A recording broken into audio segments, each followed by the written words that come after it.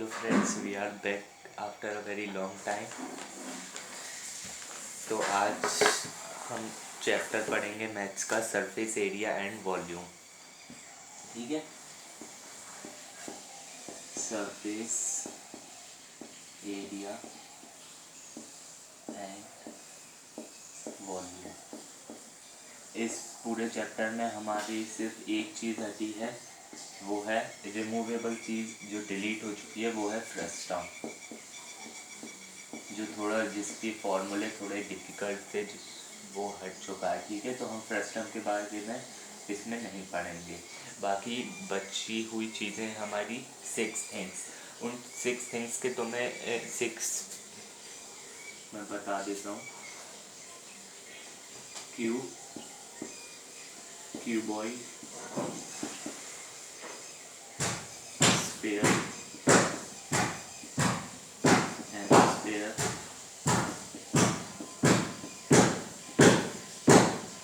And इसके बाद है कोन एंड सिलेंडर। इन सब के हमें curve surface area, total surface area और वॉल्यूम पता करने हैं। पेपर में इनसे रिलेटेड एक डायग्राम दे दिया जाएगा हमें, इन सब से रिलेटेड, किसी भी एक से रिलेटेड, उसमें हमें उसके मेजरमेंट दे दिए जाएंगे। और जब तक हमें इनके फॉर्मूले नहीं पता होंगे कि हम क्यूब का एरिया कैसे फाइंड करते हैं, टोटल सरफेस एरिया कैसे फाइंड करते हैं, सिलेंडर, हेमिस्फीयर, इन सब का total surface area, curve surface area, volume कैसे फाइंड करते हैं, तब तक हम वो क्वेश्चन सॉल्व नहीं कर पाएंगे। तो सीधी सी बात है कि हमें ये इन सब के जो total surface area, curve surface area और वॉल्यूम, इन सब के तीनों फार्मूला हमें लर्न करने पड़ेंगे। और बहुत इजी है, ज़्यादा डिफ़िकल्ट नहीं है। तो मैं इन छः के इन सब के मैं आपको curve surface area, total surface area और वॉल्यूम के फार्मूला लिखवा देता हूँ, आप उसमें नोट डाउन कर लीजिएगा। ठीक है, तो हम पहले स्टार्ट करते हैं क्यूब से।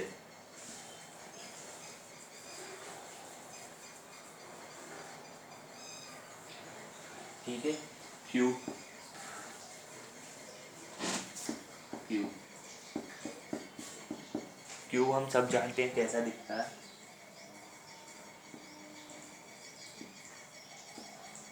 ये हमारा क्यूब रहता है। ठीक है,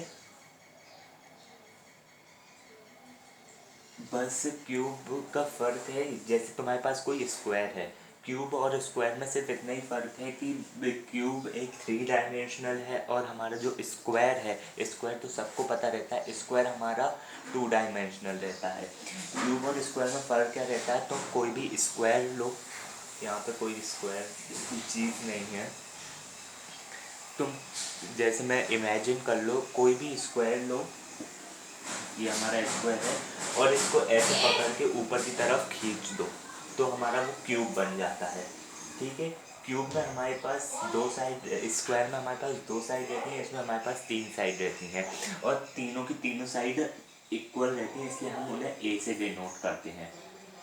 ठीक है, क्यूब का हमारा curve surface area, curved surface area रहता है हमारा 4a²। अब तो मैं बता दूं कि टोटल सरफेस एरिया और कर्व सरफेस एरिया में क्या डिफरेंस रहता है। कर्व्ड सरफेस एरिया में हम बेस और टॉप को हम इंक्लूड नहीं करते हैं। जैसे ये हमारा बेस हो गया और ये हमारा टॉप हो गया, इनको हम इंक्लूड नहीं करेंगे, सिर्फ चारों साइड्स को इंक्लूड करते हैं।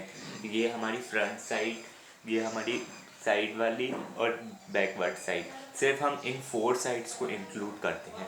अब तुम इमेजिन करो कि एक साइड, तुम अपने रूम में बैठे हो, तो तुम्हारी एक साइड की एक जो लेंथ है, मतलब एक साइड है तुम्हारी ए, और वो स्क्वायर शेप की है, तो उसका एरिया हो जाएगा, स्क्वायर शेप की है तो वो उसका एरिया हो जाएगा a²।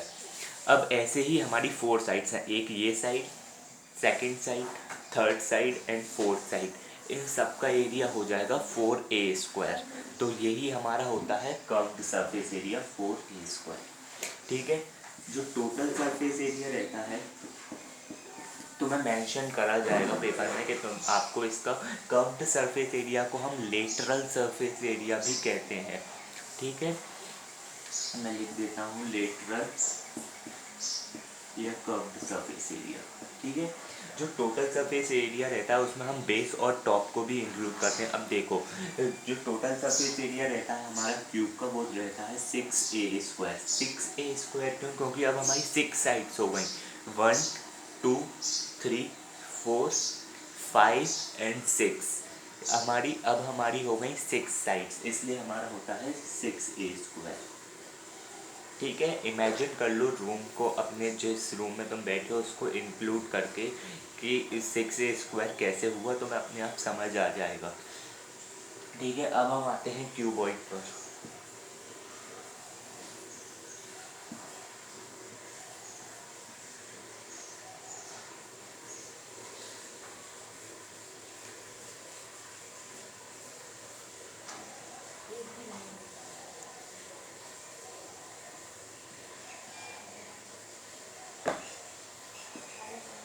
क्यूबॉइड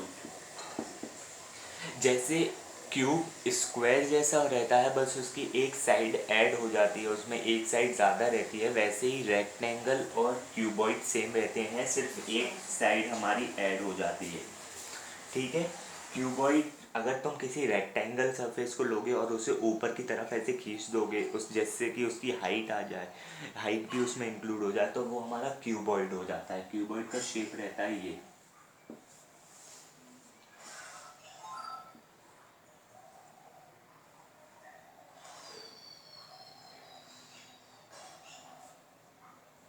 ठीक है, क्यूबॉइड का हमारा शेप रहता है ये। अब इसकी भी तीन चीज़ें जैसे हमने क्यूब की पढ़ी, curve surface area, total surface area और वॉल्यूम। इसका भी वॉल्यूम मैं बता दूं, अगर तुम वॉल्यूम याद ना आ रहा हो तो मैं किसी पेपर में किसी भी सर कोई भी अगर तुम्हें डायग्राम दे दिया और उसमें जैसे सिलेंडर है, क्यूबॉइड है, कुछ भी है, और तुम्हें वॉल्यूम याद ना आ रहा हो, तो सिंपली वॉल्यूम लिखना। तो volume is equals to base area into height. उसका जो बेस एरिया होगा वो लिखना और उसकी हाइट लिख देना, वो तुम्हारा वॉल्यूम हो जाएगा। मैंने शायद क्यूब का वॉल्यूम बताना मैं भूल गया था अभी पीछे एक पिछले में अभी मैं, ठीक है, तो मैं यहाँ पे बता दूंगा। इसका कर्व्ड सरफेस एरिया क्या हो जाएगा? क्यूबॉइड का कर्व्ड सरफेस एरिया पहले हम बात करते हैं। कर्व्ड सरफेस एरिया में हम टॉप और बॉटम नहीं काउंट करते। तो क्यूबॉइड की साइड्स क्या रहती हैं? तीनों साइड्स अलग रहती हैं, हम उनको नेम करते हैं एल, बी और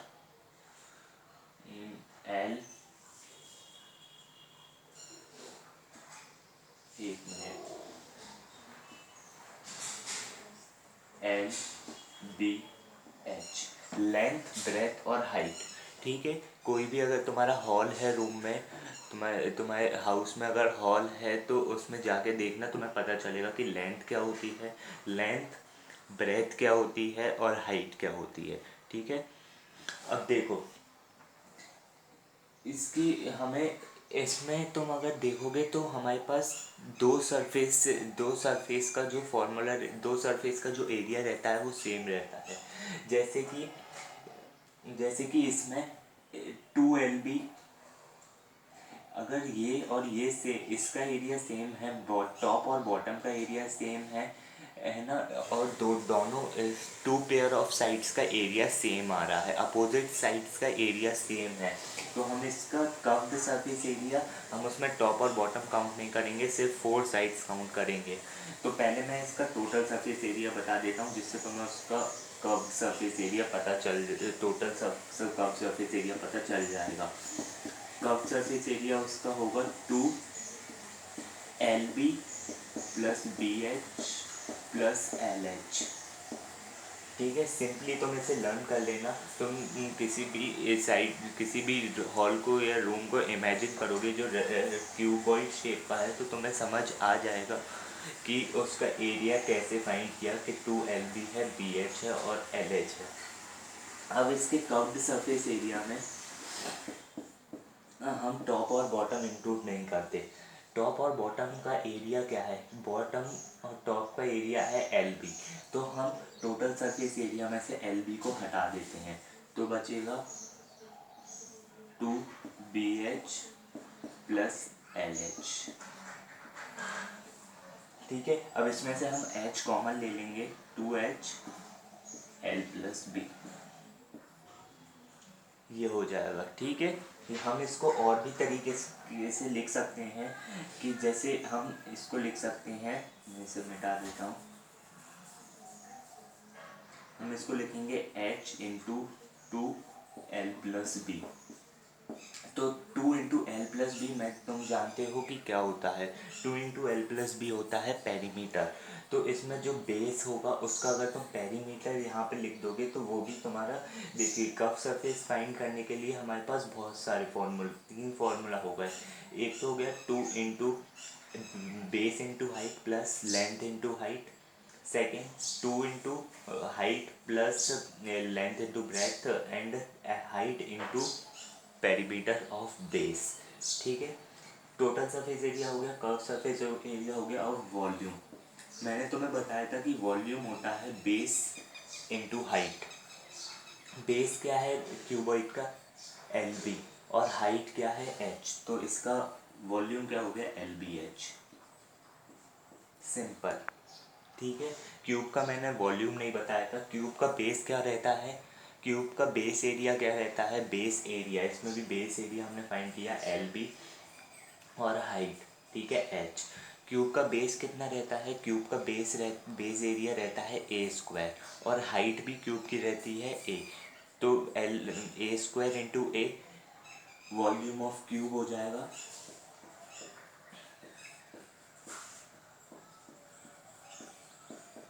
ए क्यूब। ठीक है, मैंने इतना बता दिया। अब हम अगले पे आएंगे। नेक्स्ट है हमारा क्या,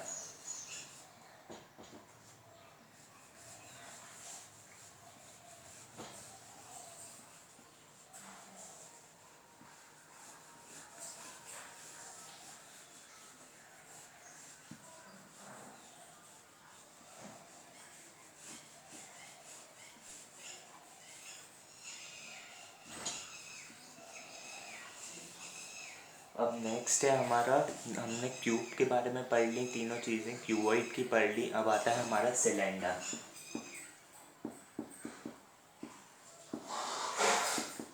सिलेंडर का शेप होता है ऐसे, ये होता है सिलेंडर। ठीक है, इसका कर्व्ड सरफेस एरिया क्या है, कर्व सरफेस एरिया मतलब, देखो ये एक सर्कल है, ये एक सर्कल है। अगर तुम एक रेक्टेंगल पेपर लोगे, सिंपली एक रेक्टेंगल पेपर लो और उसे कर्ल्ड कर दो, उसे ऐसे फोल्ड कर दो, तो तुम्हें सिलेंडर मिल जाएगा। ठीक है, एक रेक्टेंगल सरफेस लो जिसकी ये लेंथ है, ये ब्रेथ है। ठीक है, जब इसे तुम कर्ल करोगे तो ये जो ब्रेथ होगी वो इसकी हाइट बन जाएगी, यहाँ जाके वो इसकी हाइट बन गई, और ये जो एल रहेगा इसका, ये इसका कर्व, ये इसका पेरीमीटर बन जाएगा, 2πr बन जाएगा। ठीक है, सर्कमफेरेंस बन जाएगा। सिंपली तुम इमेजिन कर सकते हो, एक रेक्टेंगल को कर्व करोगे तो तुम्हें एक सिलेंडर मिलेगा। अब इसका कर्व्ड सरफेस एरिया के लिए हम इसका बेस इंक्लूड नहीं करेंगे, और इसका टॉप और बॉटम हम इसका इंक्लूड नहीं करेंगे। तो सिंपली हमें सिर्फ इतना इंक्लूड करना है, ये इसका एरिया, हमें एक रेक्टेंगल का एरिया फाइंड करना है, एक रेक्टेंगल का, जिसका हमें बेस और वो इंक्लूड नहीं करना है। तो वो क्या हो जाएगा, 2πRH। अब 2πRH क्यों हो गया, एक मिनट,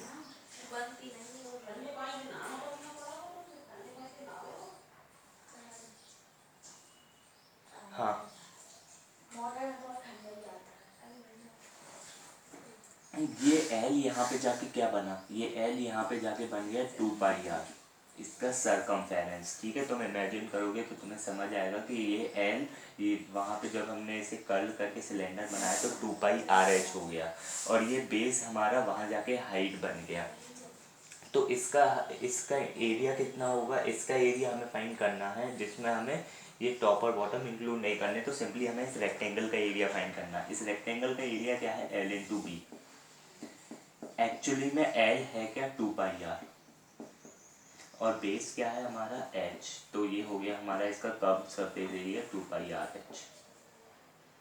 ठीक है, अब हम इसकी बात करते हैं टोटल सरफेस एरिया की। टोटल सरफेस एरिया में हमें सिर्फ कर्व्ड सरफेस एरिया में बेस और टॉप का एरिया इंक्लूड कर देना है। दोनों सर्कल हैं तो दोनों का एरिया कितना होगा πr², 2πr²। दो सर्कल्स हैं तो हम कर्व्ड सरफेस एरिया में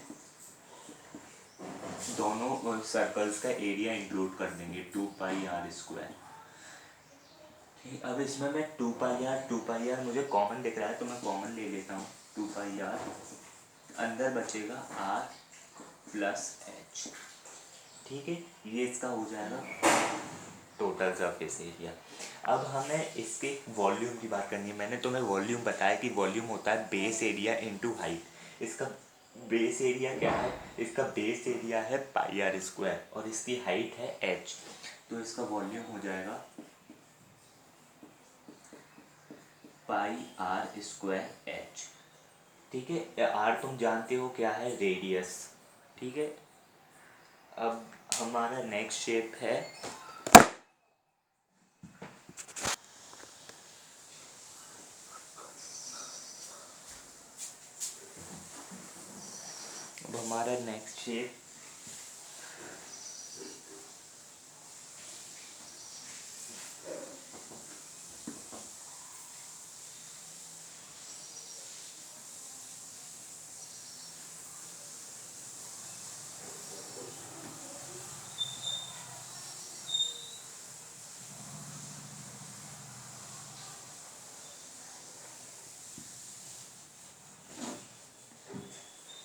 ये सब फॉर्मूले लिख लेना एक कॉपी में, और जब तुम इन्हें 2-3 बार रिवाइज करोगे तो लर्न हो जाएंगे।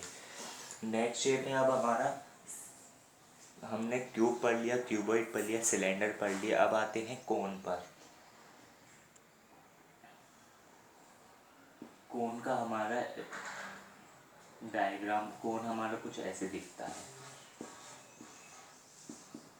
बर्थडे कैप की तरह कोन। ठीक है, कोन का टोटल कर्व्ड सरफेस एरिया होता है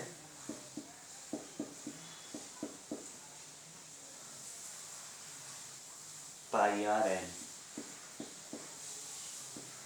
जिसमें जो हमारा ये l रहता है वो ये रहता है, ये स्लैंट हाइट। l हमारा रहता है l is equal to slant height. ये जो तिरछी तुम्हें हाइट दिख रही है इसे हम अपना l कहते हैं, स्लैंट हाइट। पाई का मतलब, पाई का हमें पता ही है 22/7 और r हमारा इसका रेडियस, ये r होता है और l हमारी ये स्लैंट हाइट रहती है। ठीक है, अब इसमें तुम्हें बोला जाए अगर कि तुम्हें कोन की हाइट पता करनी है, ये तुम्हें हाइट पता करनी है, तो सिंपल पाइथागोरस थ्योरम लगा सकते हो कि l² is equals to h² plus r²। बहुत से क्वेश्चन में ये होता है कि कोन का हाइट और रेडियस दे दिया जाता है और तुम्हें बोला जाता है कि इसका curve surface area, total surface area, ये वॉल्यूम पता करो। तो उन सब के लिए तुम्हें पहले इसका l निकालना पड़ेगा पाइथागोरस थ्योरम से। तुम्हें हाइट² प्लस r² करके पाइथागोरस थ्योरम लगाकर, ठीक है, उसके बाद ही तुम उसका curve surface area, total surface area या वॉल्यूम निकाल सकते हो। इसका कर्व सरफेस होता है πrl, टोटल सरफेस एरिया उसका होता है simply πrl plus base area include कर दो, इसमें टॉप तो है नहीं कुछ, तो πrl प्लस πr², इसमें से कॉमन ले लो πr, अंदर बचेगा r प्लस l। ठीक है, इसका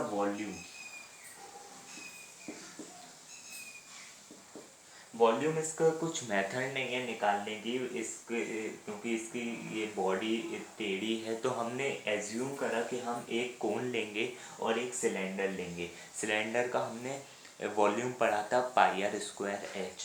तो हमने ये देखा जब हम कोन में वाटर फिल करते हैं और उससे हम जब एक सिलेंडर को फिल करते हैं तो हमें एक दोनों की जब हाइट मेजरमेंट सेम मेजरमेंट्स के जब हम एक सिलेंडर और कोन लेते हैं, और जब हम कोन से सिलेंडर में वाटर फिल करते हैं, तो हमें एक फुल सिलेंडर को फिल करने के लिए 3 बार कोन को भरना पड़ता है।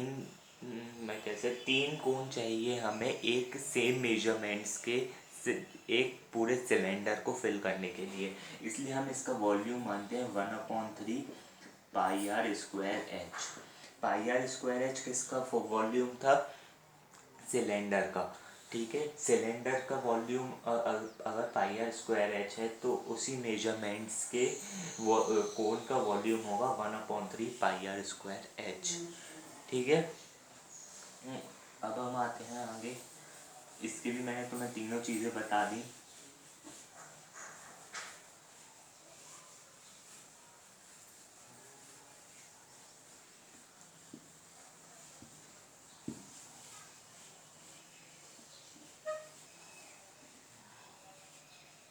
अब हम हमारा है, हमने कोन पढ़, क्यूब पढ़ लिया, क्यूबॉइड पढ़ लिया, सिलेंडर पढ़ लिया, कोन पढ़ लिया। अब हमारे 2 शेप्स और बचे हैं, स्फीयर और हेमिस्फीयर। दोनों मैं एक साथ ही समझा देता हूँ क्योंकि दोनों ज़्यादा डिफिकल्ट नहीं है। Sphere, hemisphere.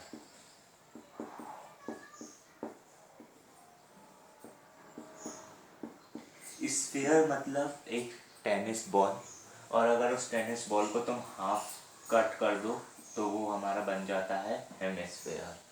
ठीक है, इसको अगर तुम हाफ कट करोगे तो हमारा हेमिस्फीयर बन जाएगा। अब इसके ना तुम्हें बॉटम दिख रहा है, ना टॉप या बॉटम कुछ नहीं दिख रहा, तो इसका कर्व सरफेस एरिया कैसे फाइंड करोगे? कर्व सरफेस एरिया, इसका कर्व सरफेस एरिया तुम ऐसे फाइंड करोगे, जब हम इसका कर्व सरफेस एरिया वैसे होता है 2πr², और इसका टोटल सरफेस एरिया होता है 4πr²।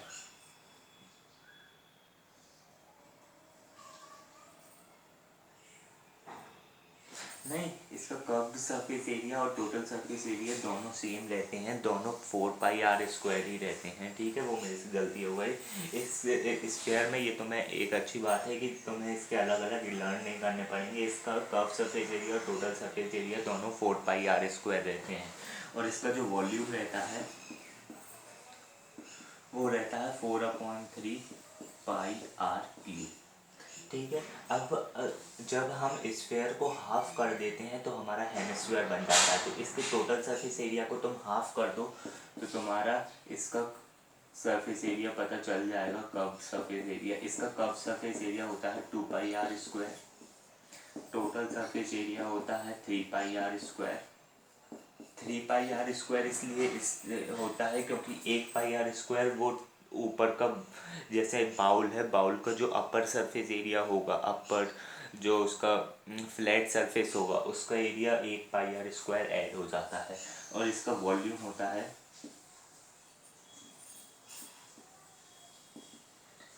2/3πr³।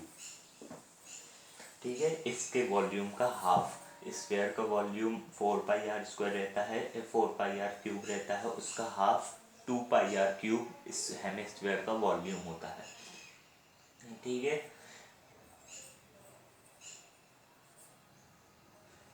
इस पूरे चैप्टर में सिर्फ ये 6 अलग अलग पॉलीगन क्या कहते हैं, अलग अलग शेप्स हैं 6। इन सब के तुम्हें curve surface area, total surface area और वॉल्यूम मैंने यहाँ पे बता दिए हैं। टोटल 6 3 18, ये 18 अलग अलग फॉर्मूले तुम्हें लर्न करने हैं। बहुत जल्दी, बहुत आराम से हो जाएंगे। शेप्स को जब तुम इमेजिन करोगे तो ऑटोमेटिकली हो जाएंगे। ठीक है, इनसे रिलेटेड तुम अगर कुछ क्वेश्चन सॉल्व कर लोगे, एनसीईआरटी में भी बहुत अलग अलग तरह के क्वेश्चन हैं, वो भी सॉल्व कर लोगे तो surface area and volume strong हो जाएगा। ज़्यादा डिफ़िकल्ट क्वेश्चन इससे नहीं आएंगे। ठीक है, और कोई अगर डाउट रहता है तो तुम कमेंट सेक्शन में बता देना, मैं क्लियर कर दूँगा।